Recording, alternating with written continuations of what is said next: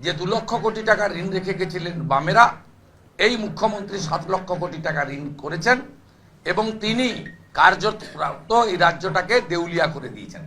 আজকে উনার যে অত্যন্ত কস্টলি লয়ার মাননীয় মনু সিংভি, তিনি বলেছেন মহামান্য হুজুর 50% দিতে বলবেন না, কোমর ভেঙে যাবে। তার মানে খুব পরিষ্কার ফাইন্যান্সিয়াল যে ইনসলভেন্সি দেউলিয়া আছে সরকারের, এটা established by the state government own. রাজ্য সরকার নিজেই আজকে বলে দিয়েছে যে আমরা অর্থনৈতিকভাবে দেউলিয়া। সেই কারণে 2,15,00,000 বেকার, সেই কারণে রাস্তাঘাট হয় না, সেই কারণে নতুন সেতু হয় না, সেই কারণে হসপিটালগুলো উন্নত হয় না, সেই কারণে লক্ষ লক্ষ রোগীকে প্রত্যেক মাসে পশ্চিমবঙ্গ ছেড়ে দক্ষিণ ভারতে যেতে হয়। সেই কারণে আজকে পশ্চিমবঙ্গে একটার পর একটা বিদ্যালয় প্রতিষ্ঠান, আমাদের হেরিটেজ বিল্ডিং সব ভেঙে পড়ে যাচ্ছে।